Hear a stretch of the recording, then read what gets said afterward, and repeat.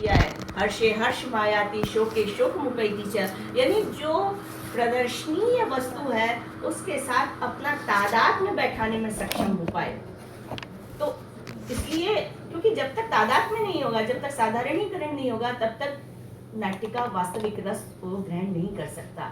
हम थिएटर में जाते हैं, पिक्चर हॉल में जाते हैं, एक दृश्य देखते हैं, एक व्यक्ति को हम रोता हुआ पाते हैं और दूसरे को हम उसको ठोंगा लगाते देखते हैं, पागल है, ये तो सारा पिक्चर है, ये कोई सच थोड़ी है। अब आप देखिए, दो व्यक्ति एक ही दृश्य को देख रहे हैं, दो तरह की प्रतिक्रियाएं उनमें हम पा रहे हैं। इसका कारण क्या है? इस सहृदयता का अभाव। तो भरत जिस नाट्य धर्मी विधि को बतला रहे हैं, तो वो नाट्य धर्मी विधि में पारंगत हमारा जो है प्रेक्षक भी होना चाहिए, तभी वह उसको ग्रहण कर पाएगा। अन्यथा आप कल्पना कीजिए कि एक नर्तक शांताकारम भुजग शयनम पद्मनाभम सुरेशम इत्यादि का अभिनय कर रहा है, यानी किस तरह से हमारी जो नाट्य शास्त्रीय विधियां हैं वो हमारी लोक व्यवहार में, लोक नाटकों में या शास्त्रीय नाटकों में, मार्गी देशी दोनों में प्रयुक्त हो रही हैं। तो उसमें जो भंगिमाएं बनाता है, जो मुद्राएं बनाता है, आपने आंगिक अभिनय का तो नाम सुना है, वाचिक का भी सबने सुना है। नाट्य और नृत्य में जो अंतर बताया गया है वो मुख्य रूप से यही है कि एक वाक्यार्थ का अभिनय, एक पदार्थ का अभिनय है, ठीक है ना। वाक्यार्थ का अभिनय क्या होता है? उसमें एक एक पद, विभाव अनुभाव संचारी के लिए जो पद प्रयोग किए गए हैं उन सब का अभिनय नहीं होता है, एक समन्वित अभिनय होता है वाक्यार्थ का, क्योंकि मिलकर ही वाक्यार्थ यानी रस बनता है। विभाव अनुभाव संचारी ये जो पदार्थ हैं, इन पदार्थ से वाक्यार्थ रूप जो रस की निष्पत्ति होती है, तो पदार्थ का अभिनय होता है। उसमें भंगिमा के माध्यम से कुछ कह दिया, दर्शन मात्र से भावाभिव्यक्ति हो गई। लेकिन जब नर्तक इसको प्रस्तुत करता है तो नर्तक पदार्थ का अभिनय करता है, नर्तक पदार्थ का अभिनय करता है, यानी उसको शांताकारम भुजग शयनम पद्मनाभम ये जो पद आए हैं उनका एक एक का मुद्राओं से अभिनय करके बताना पड़ता है। और यदि इसको ग्रहण करने में हमारा दर्शक समर्थ नहीं है तो फिर उसको रसानुभूति कैसे होगी? और रसानुभूति के बिना तो नाट्य संभव नहीं है। तो इसलिए जो प्रतीकात्मकता है, उस प्रतीकात्मकता को भरत ने बहुत विस्तार के साथ बताया है, और इसलिए नाट्य धर्मी विधियां हमें नाट्य शास्त्र में अधिक दिखाई देंगी। बाकी तो लोकादेव गम्यता, बाकी को तो आप लोक से जान लीजिए। यदि कोई समझ में नहीं आ रहा है कैसे अभिनय किया जाए तो लोक से ध्यान कर लीजिए। कभी कभी विद्यार्थी लोक का अर्थ लेते हैं, जो लोक कलाएं हैं यानी लोक नृत्य या लोक अभिनय है उनको, जैसे रासलीला है, रामलीला है, या यक्षगान है, या छऊ इत्यादि बहुत सारे अलग अलग नौटंकी इत्यादि हैं, ये लोक नाट्य कहलाते हैं। लेकिन इन लोक नाट्यों में भी आपको नाट्य धर्मी विधियां दिखाई देंगी। मुखौटा का प्रयोग होता है इसमें भी बहुत भावाभिव्यक्ति जो है प्रतीकात्मक ढंग से की जाती है। तो ये तात्पर्य भरत का नहीं है कि जो लोक नाट्य में प्रयुक्त हो रहा है उसको आप ले लीजिए। लोक से तात्पर्य जो स्वाभाविक लोक विधियां हमें लोक गतिविधियां दिखाई देती हैं वो लोक धर्मी विधि से प्रस्तुत की जाए। लेकिन कुछ तो कहाँ कहाँ नाट्य धर्मी, भरत ने नाट्य धर्मी का बहुत अधिक विस्तार दिया है। तो कहते हैं कहाँ कहाँ नाट्य धर्मी विधियां अपनाई जाए, तो कहते हैं सबसे पहले आप आंगिक अभिनय देख लीजिए। आंगिक अभिनय में विविध मुद्रा को बनाने की बात की जाती है। यदि आपको अभिज्ञान शाकुंतलम स्मरण में हो तो छठे अंक में दो उद्यान पालिकाएं, मधुकरिका या ऐसा कुछ नाम है, वो वसंतोत्सव जब रुकवा दिया है तो भी पुष्प मंजरी, आम्र मंजरियां तोड़ रही हैं और उनको रोका जाता है उस समय। तो वहां पर वो कहते हैं कपोत मुद्रा बना के वो उसको पुष्प मंजरी को, आम्र मंजरी को तोड़ने का अभिनय करती है। तो अब ये कपोत मुद्रा क्या है? कपोत मुद्रा नाट्य शास्त्र में बताई गई है कि विविध प्रकार से इस प्रकार का हाथ बनाकर कुछ कपोत मुद्रा। इसी तरह से चौथे अंक में जब प्रियंवदा और अनसुईया पुष्प चयन कर रही हैं तो वहां पर भी नाट्ययति का प्रयोग किया गया है। तो ये विधियां हमें नाट्य शास्त्र में बताई गई हैं कि किस प्रकार से पुष्प चयन का अभिनय किया जाएगा, मुद्रा बनाकर किस प्रकार का। इसी तरह से आप अंगिक अभिनय में आप देख सकते हैं, जैसे रथ पर बैठे हुए दुष्यंत का प्रवेश है, या मारीच आश्रम में जब स्वर्ग से यानी इंद्र को सहायता देकर दुष्यंत लौट रहा है तो उसके रथ के उतरने का दृश्य है। ये सारी जो विधियां हैं वो आंगिक अभिनय में विविध प्रकार की चारी, भौमचारी, आकाशचारी इत्यादि विधियों के माध्यम से संपन्न की जाती हैं। तो ये आंगिक अभिनय में भूमि का प्रयोग हम देखते हैं। आहार्य अभिनय में भी हमारी जो है वो धर्मी का प्रचुर मात्रा में प्रयोग होता है। तो जो शैल है, यान है, विमान है, इनको पुष्प के माध्यम से यानी खपच्चियों से जोड़ जोड़ कर कुछ टुकड़े बना के एक आकृति दे देना। इसी तरह से देव, दानव, गंधर्व, राक्षस, ये सभी तो मनुष्य ही होंगे ना वहाँ पे, ये जातियां तो आएंगी नहीं। तो इनको आहार्य अभिनय के माध्यम से उसी तरह की वेशभूषा, उसी तरह की अंग संरचना बहुत विस्तार के साथ ये भी भरत के द्वारा बताई गई है। कैसा अलंकरण हो, जो पता चला है कि ये नदी है, जैसे तरला और मुरला, ये तमसा और मुरला हमें वहाँ दिखाई देती है उत्तर रामचरितम में। ठीक है, गंगा नदी दिखाई देती है, पृथ्वी है। ठीक है, अब ये ऐसे तत्व हैं जिनको पात्रों के रूप में उतारा गया है। तो इनके प्रदर्शन की विधि जो है वो भरत ने चित्राभिनय के अंतर्गत बनाई है। कभी जैसे जिम्कास्त्र साक्षात प्रकट होते हैं। अब जिम्कास्त्र प्रकट हो रहे हैं तो इसको जिम्कास्त्र को मानव जो एक अभिनेता है वो किस प्रकार से अभिनीत करेगा, तो यह आहार्य अभिनय के माध्यम से उसकी वेशभूषा, अंग संरचना इस प्रकार से होगी कि दर्शक अनुमान कर लेगा कि ये नदियां हैं, ये पन्नग है, ये पर्वत है, ये वृक्ष है इत्यादि, क्योंकि हमारे यहाँ सभी को पात्र बनाया जा सकता है।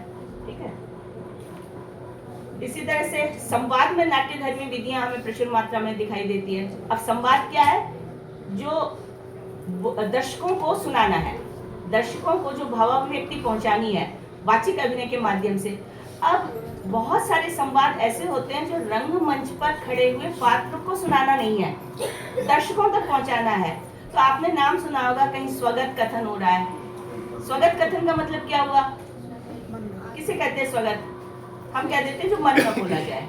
अरे भाई, जब मन में बोला जाएगा तो दर्शक कैसे सुनेंगे?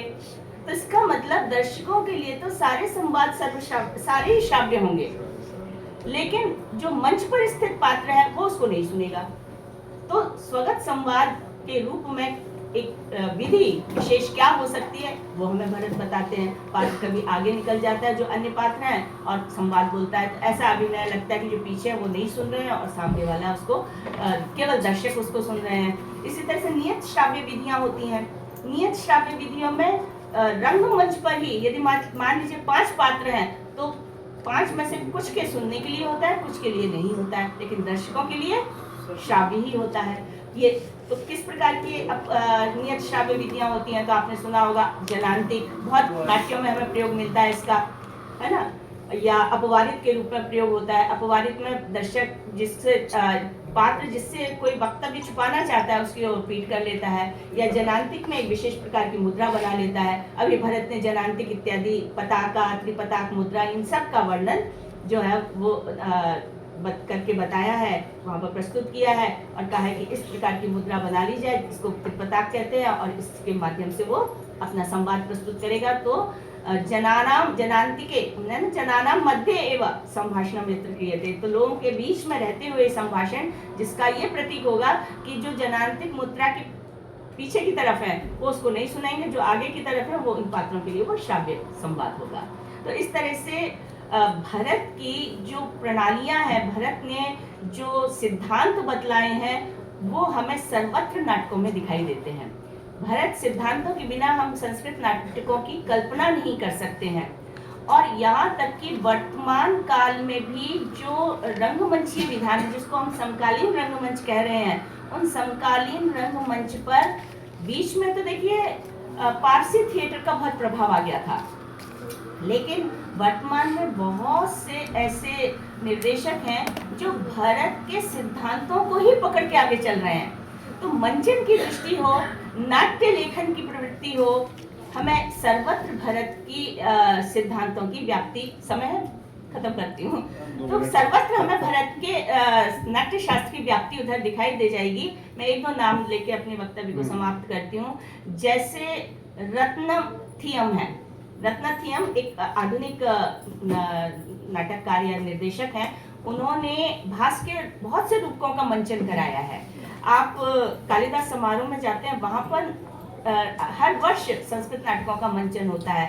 तो कालाम पणिक्कर एक बहुत बड़े नाट्य शास्त्री हुए हैं, वो किस तरह से उनके लिए पूरी छूट है। जब आप उसको पढ़ते हैं, उनकी स्क्रिप्ट्स को पढ़ते हैं, तो मंगलाचरण को वो किस प्रकार ध्रुवाओं के माध्यम से प्रस्तुत करें, एक शब्द को किस प्रकार से बार बार उच्चारण करें। उस समय यदि समुद्र की लहरियां दिखानी है तो किस प्रकार से भरत के निर्देश के अनुसार वो उसको दिखाएं, वो हूबहू उसका उस प्रकार से वर्णन करते हैं।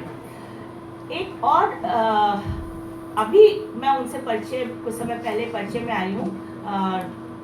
भोपाल परिसर में, जो केंद्रीय संस्कृत विश्वविद्यालय का भोपाल परिसर है, वहाँ नाट्य शास्त्रीय अनुसंधान केंद्र है। तो वहाँ पर चिदाकाश कलालय एक संस्था है, उनके निर्देशक हैं पियाल भट्टाचार्य। वो एक भी अभिनय की गतिविधि ऐसी प्रयोग करते ही नहीं है जो भरत संबद्ध ना हो। वो बहु मतलब मैंने भी उनको देखा, तब मुझे अनुमान हुआ कि अच्छा भरत के समय में संगीत क्या होता था, भरत के समय में आतोद्य क्या होता होगा। उन्होंने उस सब को रिवाइव किया, उसके लिए बहुत परिश्रम किया है। उनके जो पात्र हैं, कैरेक्टर हैं, जो भाणक प्रस्तुत करते हैं, उस भाणक में हूबहू भरत के द्वारा निर्दिष्ट जो चारी है, कर्ण है, अंगहार है, इन सब का प्रयोग करते हैं। तो कहने का तात्पर्य हुआ कि हमारे मस्तिष्क में ये बात ना रहे कि भरत का नाट्य शास्त्र तो ईस्वी पूर्व दूसरी शताब्दी या ईस्वी दूसरी शताब्दी तक लिखा गया और आज उसका कोई अनुप्रयोग नहीं है। भरत का नाट्य शास्त्र प्रत्येक युग में प्रासंगिक था। बहुत समय तक इसके अनुसार अभिनय किया जाता रहा, लेकिन नट मंडलियां चूंकि अपनी ओर से भी उसमें कुछ जोड़ती नहीं, इसलिए धीरे धीरे नट मंडलियों के आचार के रूप में नाट्यशास्त्र सुरक्षित रह गया और उसमें से एक धारा अलग निकल गई। वो धारा थी स्क्रिप्ट राइटिंग की। एक नाटक कैसे लिखा जाए, एक अच्छा दृश्य काव्य कैसे लिखा जाए, और इसके लिए दशरूपक आपके सामने है, नाट्य दर्पण आपके सामने है, उसके अलावा रूप गोस्वामी का नाटक चंद्रिका आपके सामने है, नाटक लक्षण रत्नकोश आपके सामने है। यानी एक बहुत लंबी परंपरा।